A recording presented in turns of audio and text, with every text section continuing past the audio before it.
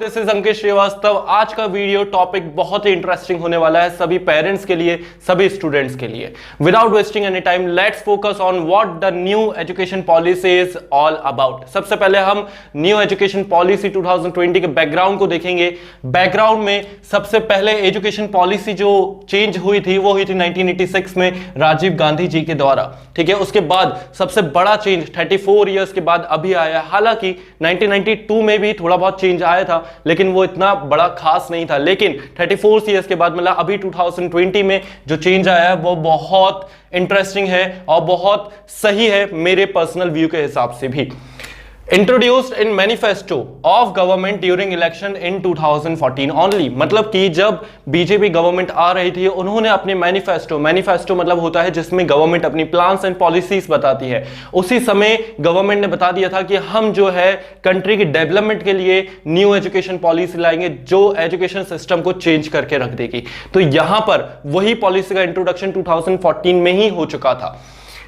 Change in education system for growth of country, उन्होंने क्या बोला था कि हम जो है एजुकेशन को सिस्टम को चेंज करेंगे कंट्री के डेवलपमेंट के लिए, कंट्री की ग्रोथ के लिए। और जो बहुत जरूरी भी है, हम स्टूडेंट्स भी पर्सनली सोचते हैं कि एजुकेशन में कहीं ना कहीं बदलाव आना चाहिए। छोटे छोटे बच्चे बेचारे इतना बड़ा बैग लेके टांग के जाते रहते हैं, कभी कभी बैग के वजन से बेचारे पीछे ढुलक जाते हैं। तो ये जो चीज है ये चेंज होनी चाहिए थी, ठीक है। बच्चे जो रोते हैं स्कूल जाने में उनके लिए बहुत ही इंटरेस्टिंग होने वाला है स्कूल, मेरे पर्सनल व्यू के हिसाब से। जब ये न्यूज मैंने देखी तो मुझे लगा कि यार स्कूल बहुत इंटरेस्टिंग हो जाने वाला है, ठीक है। तो अब आफ्टर द फर्स्ट कमिटी इन 2015, अब 2014 में ऐलान हो गया, सरकार भी आ गई, तो 2015 में एक कमिटी बनी थी।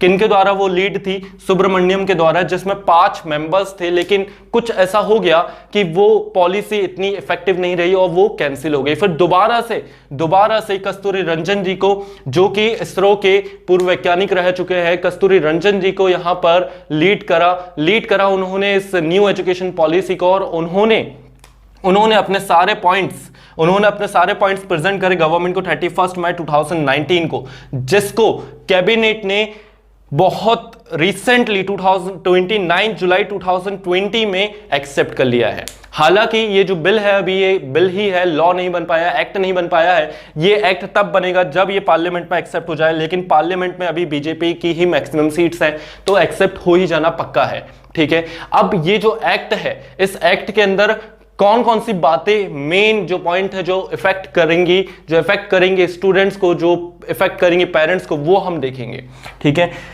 MHRD बदल कर क्या हो गया है, एजुकेशन मिनिस्ट्री हो गया। और 10+2 मतलब कि 10th क्लास तक जो अपन पढ़ते थे, मतलब सेम सब्जेक्ट सेम सिलेबस सभी पढ़ते थे। और फिर 10+2 मतलब 10th के बाद लोग अपनी स्ट्रीम चेंज करते थे, कॉमर्स अलग, साइंस अलग, आर्ट्स अलग। तो वो सिस्टम चेंज हो गया है। किससे वो सिस्टम चेंज हुआ है? 5+3+3+4 से। तो अब ये 5+3+3+4 का फंडा क्या है ये अपन देखते हैं। सबसे पहले 5 प्री नर्सरी।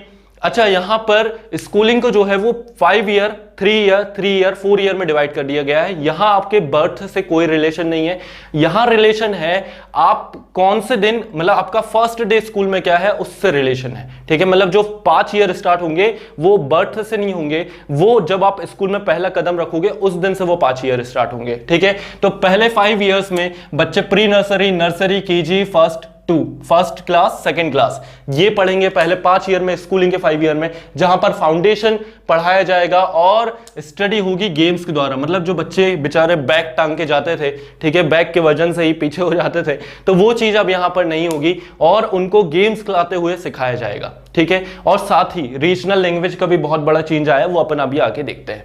इसके बाद नेक्स्ट 3 क्लासेस में, नेक्स्ट 3 इयर्स में बच्चे 3rd, 4th and 5th class में बेसिक से सीखेंगे मैथ्स का, साइंस का, ह्यूमैनिटीज का, ठीक है। ये भी नया है और बहुत ही इंटरेस्टिंग है, अच्छा है बच्चों के लिए, ठीक है। इसके बाद बहुत बड़ा चेंज यहां पर आया है। नेक्स्ट 3 ईयर मतलब जो 6th, 7th और 8th क्लास होगी, वहां पे बच्चे के स्किल पे फोकस किया जाएगा, ठीक है। वहां पर बच्चे के स्किल पे फोकस किया जाएगा। बच्चों को ये नहीं बोला जाएगा कि रटो रटो रटो और जाके बस एग्जाम में लिख के आ जाओ। अपन ने भी जो बचपन में पढ़ा था 100% वो अपन को याद नहीं रहता है। तो ये चीजें अब आने वाले बच्चों के साथ नहीं होगी। बहुत अच्छा हुआ है, बचपन से अपन अपन जो ख्वाब देखते थे जिस एजुकेशन सिस्टम का, वो एजुकेशन सिस्टम आज यहां पर सेटअप हुआ है। 4 year 9th 10th 11th 12th ये इन 4 सालों में बच्चे अपने गोल को अचीव करने की कोशिश करेंगे, बच्चे अपने पैशन को फॉलो करेंगे, ना कि केवल बुक्स रटेंगे, ठीक है। और यहां पर कहीं ना कहीं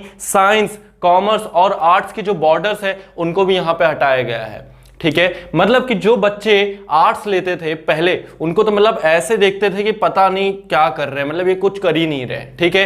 कॉमर्स और साइंस में ही केवल कंपटीशन रहता था, तो ये चीजें अब दूर होंगी, सभी फील्ड्स को बराबर रेस्पेक्ट दी जाएगी। यहां पर 9th 10th 11th 12th analytical approach के साथ बच्चे पढ़ाई करेंगे, गोल डेवलपमेंट पे फोकस करेंगे। गोल डेवलपमेंट उनका टीचर्स, यहां पे स्कूल, ये इन लोगों को पहचानना होगा, पेरेंट्स को अच्छी काउंसलिंग करनी होगी, बच्चा कहां पर इंटरेस्ट है वहां पर फोकस करना होगा। मुझे भी अपने स्कूल्स के दिन याद आते हैं जहां पर जो बच्चे हैं, मतलब मुझसे, मतलब मैं टॉपर था और मैं अच्छे मार्क्स लाता था, लेकिन जो मेरे साथ के बच्चे थे वो भी इतने डंप नहीं थे। मेरे जो फ्रेंड्स थे वो स्पोर्ट्स में अच्छे थे, मेरे कुछ फ्रेंड्स थे वो आर्टिस्ट्री वर्क में अच्छे थे, लेकिन उनके आर्टिस्ट्री वर्क, स्पोर्ट्स पर किसी ने फोकस ही नहीं किया।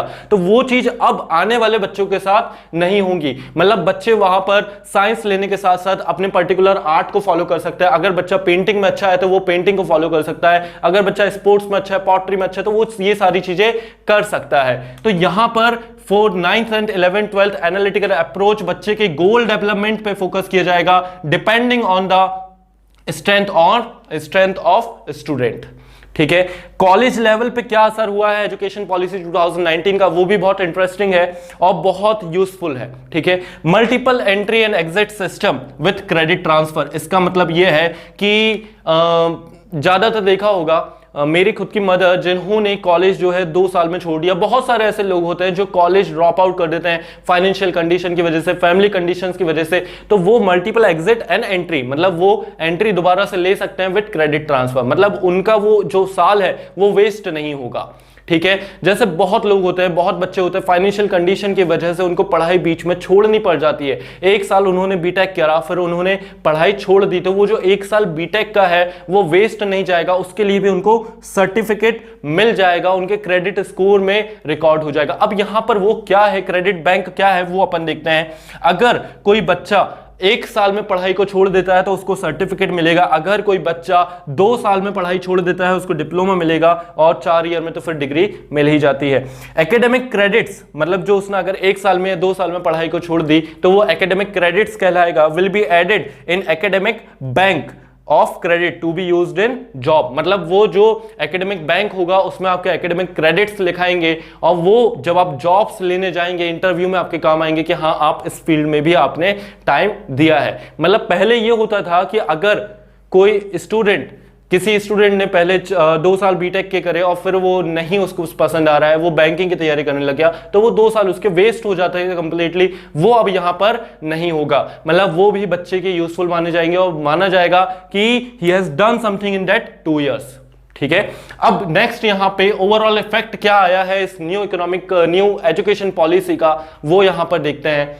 Same syllabus and rules will be applicable in government and private colleges, national research institute will be establish, मतलब सेम सिलेबस रहेगा, रूल सेम रहेंगे गवर्नमेंट प्राइवेट कॉलेजेस के लिए, और इसके लिए एक इंस्टीट्यूट सेटअप किया जाएगा, नेशनल रिसर्च इंस्टीट्यूट इस चीज के लिए सेटअप किया जाएगा। रीजनल लैंग्वेज प्रमोट, ठीक है, मतलब यहां पर रीजनल लैंग्वेज को प्रमोशन दिया जाएगा। जैसे ट्राइबल स्टूडेंट्स जो हैं वो हायर एजुकेशन तक नहीं जा पाते हैं, तो उनके लिए भी वहां पे रीजनल लैंग्वेज को प्रमोट किया जाएगा। और वो जो कहते थे ना कि इंग्लिश इंग्लिश इंग्लिश इंग्लिश, वो जो इंग्लिश का कंपल्शन था वो अब रिमूव होगा, ये भी बहुत अच्छा हुआ है। तो रीजनल लैंग्वेज प्रमोशन, ठीक है। दूसरा कंपल्शन ऑफ इंग्लिश, इंग्लिश का जो कंपल्शन था वो हट जाएगा फॉर द फर्स्ट 5 ईयर, मतलब वो बच्चा जो बचपन से जिसको ज्यादा समझ नहीं है वो इंग्लिश में घुस जाता था और उसके जो माइंड है उसका ढंग से डेवलपमेंट नहीं हो पाता था, वो अब सच में हो पाएगा।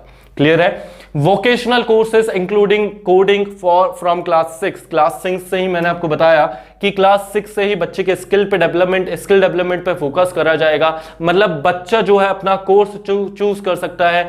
अब कोडिंग जरूरी नहीं है कि हर बच्चा कोडिंग ही चूज करे, नहीं तो वो भी फिर अगेन प्रीवियस एजुकेशन सिस्टम जैसी हो जाएगा।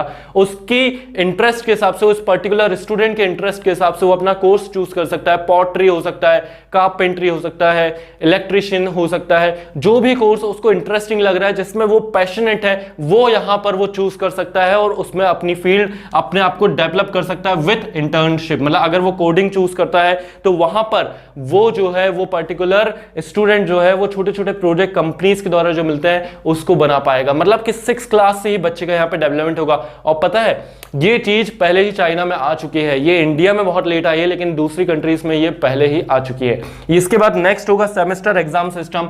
मतलब 6 से 9 क्लास तक बच्चों को केवल 2 ही एग्जाम देना होंगे। जो एग्जाम का प्रेशर था वो कम होगा, केवल 6 सेमेस्टर एग्जाम होंगे। मतलब कि 6 मंथ में एग्जाम होंगे और फिर डायरेक्टली फाइनल होगा, तो एग्जाम का प्रेशर जो है वो भी कम होगा बच्चों के ऊपर से। ओवरऑल डेवलपमेंट ऑफ स्टूडेंट पर फोकस करा जाएगा, ना कि केवल बुक्स रटने पर और एग्जाम में जाके छाप देने पर। ठीक है, तो इम्प्रोवाइजेशन इन रिपोर्ट कार्ड, जो रिजल्ट का कंपैरिजन होता था कि आपके बच्चे के कितने मार्क्स आए, हमारे बच्चे के कितने मार्क्स आए, वो चीज अब नहीं होगी। रिजल्ट भी इंप्रूव होगा, जो उसकी एकेडमिक स्किल्स, मतलब कि जहां पर जिस स्किल में वो अच्छा है, फॉर एग्जांपल पोट्री में वो अच्छा है तो उसके मार्क्स ऐड किए जाएंगे, किसी स्पोर्ट में वो अच्छा है तो उसके मार्क्स ऐड किए जाएंगे। तो रिपोर्ट कार्ड भी यहां पे इम्प्रोवाइज होगा। Common entrance exam for universities except legal and medical. ठीक है, तो लीगल और मेडिकल को छोड़ के, क्योंकि इनका अलग अपना सिस्टम है, लीगल और मेडिकल को छोड़ के जितने भी कॉलेजेस हैं उनके लिए कॉमन एंट्रेंस एग्जाम होगा, जिसको पास करके बच्चे एजुकेशन फर्दर अपने एजुकेशन परस्यू कर सकते हैं। इसके लिए higher education commission of India को सेटअप किया जाएगा। ऑनलाइन एजुकेशन सिस्टम को प्रमोट किया जाएगा, क्योंकि अब डिजिटलाइजेशन के बिना पॉसिबल नहीं है। हर एक टीचर अब गांव तक जा सकता है with the help of online education, ये हम सभी को पता है। तो ऑनलाइन एजुकेशन को भी प्रमोशन, ऑनलाइन एजुकेशन को भी यहां पर प्रमोट किया जाएगा। एथिक्स के बारे में बच्चों को स्टार्टिंग से ही बताया जाएगा, क्योंकि पहले 1986 के समय में जो ये एजुकेशन पॉलिसी आई थी, उस समय इतने मोबाइल्स वगैरह नहीं चलते थे, उस समय इतने मोबाइल्स वगैरह बच्चे यूज नहीं करते थे। लेकिन अब ये जो एजुकेशन सिस्टम था, इस समय बच्चे बचपन से ही मोबाइल चलाते हैं, तो कहीं ना कहीं यहां पर हमें गौर करना होगा कि उनके एथिक्स, उनके जो मोरल वैल्यूज हैं वो भी सही रहे और बच्चे का डेवलपमेंट सही हो। इस समय से इस लिहाज से ये एजुकेशन पॉलिसी बहुत ही परफेक्ट है अपने इंडिया के लिए, इंडिया के यूथ के लिए। और यहां पर इंडिया का डेवलपमेंट, अगर इसका इंप्लीमेंटेशन बहुत सही तरीके से होता है, टीचर्स का बहुत बड़ा रोल होने वाला है यहां पर। इस एजुकेशन पॉलिसी को सही तरीके से इंप्लीमेंट टीचर्स ही करेंगे, तो टीचर्स का बहुत बड़ा रोल यहां पर होने वाला है। और आई होप कि सभी टीचर्स, सभी स्टूडेंट इसको फेवर करेंगे और इसका अच्छे से इंप्लीमेंट भी करेंगे। Okay.